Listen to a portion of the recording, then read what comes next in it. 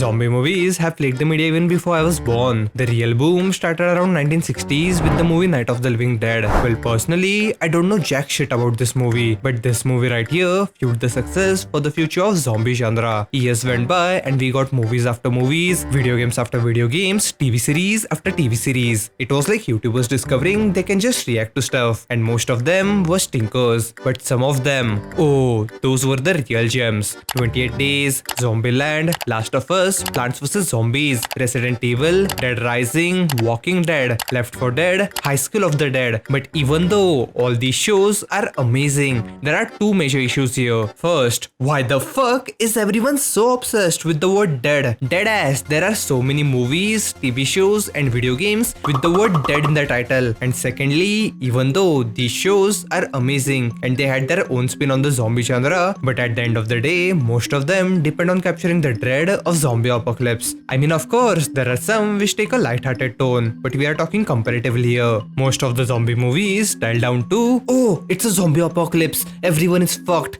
and I'm on my own with some friends and we have to survive, where one by one the friends you make along the way die because they're either fucking stupid or they die a fucking hero, or in the worst case scenario they doom everyone including you before they die. But what if there was a show where our main character is happy that a zombie apocalypse has happened, where he's over the moon because everyone is fucking dead, so he can finally live his life freely? Well, look no further than Zom 100 bucket list of the dead.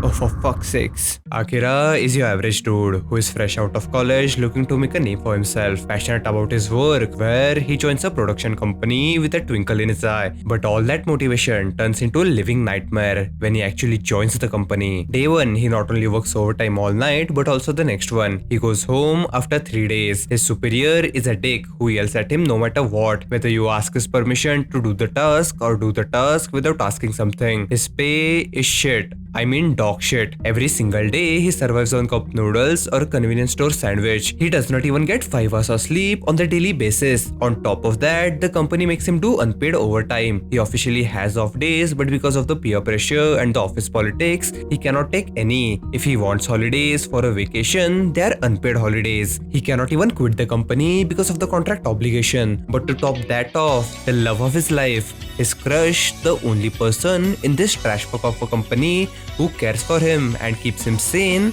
is getting piped by the CEO of the company, and he has to suffer through all of this for 3 years. Every day while going back home, he looks at the train tracks but cannot step on them because of the safety gate. Due to the huge amount of stress, he has lost his sense of taste. His vocabulary has been reduced down to sorry, thank you and excuse me. I mean, he says sorry after bumping his shoulder onto the post box. The world has lost color in his eyes. Every single thing he sees looks black and white to him. If this was you, wouldn't you wish for all of this just to go away? Like, won't you wish for a fun little event to happen where the entire world falls into a chaotic state just so you don't have to go to work anymore? Something like, I don't know, a zombie apocalypse. Well, that is exactly what happens. The world goes to shit, and even though any sane person would lose his mind over that, but for Akira, it feels like his shackles were broken and he was finally free to do whatever he wanted. He has never slept in and skipped to work. Well, guess what? You don't have to worry about that anymore. Never done day drinking? Let's do it right now. Oh, but there is one issue. He has not stocked up on the beer. Well, time to head to the closest shop and pick up a crate, and might as well ask the downstairs neighbors if they want something. I mean, there is only a zombie apocalypse happening right now, but you should help your neighbor when you can. The juxtaposition between a horrific apocalyptic world where every turn you take, you encounter blood, guts, zombies, while a carefree dude is just riding his motorbike to get some beer, as everyone else is stuck in a zombie-infected world. That is what makes this anime work so well. It was really refreshing to see a show where you see a sort of positive outlook on life when life is ceasing to exist. Up until now, almost every zombie movie or a TV show turns into a edge fest to see who will betray whom, who among the squads has the biggest balls, who is the most hateable character, and which survivor among the group is the most annoying one. Don't get me wrong, I do like those kind of shows or movies, but after watching 100 zombie movie, all of it kind of blends together and your mind thinks, oh, this was pretty mid. It is the same reaction I now get while watching an isekai. So when Zom 100 came in with this fun angle on a zombie show, it was honestly refreshing. But that is not the only reason why this anime is so good. Yeah, on surface, this is a fun comedy anime with a light-hearted tone. But that's like saying Great Teacher Onizuka is just a manga about a pervy teacher who is hilarious. The same way GTO has a real heart to its manga,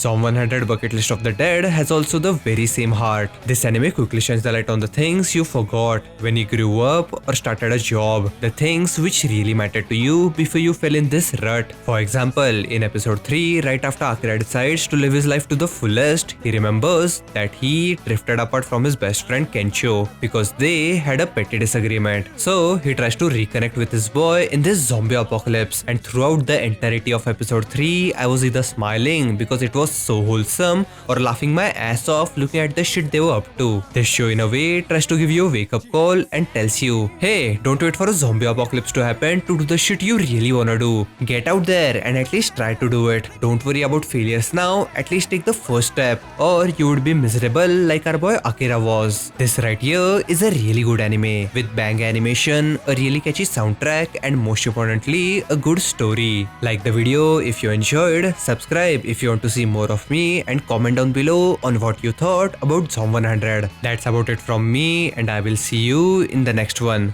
Bye.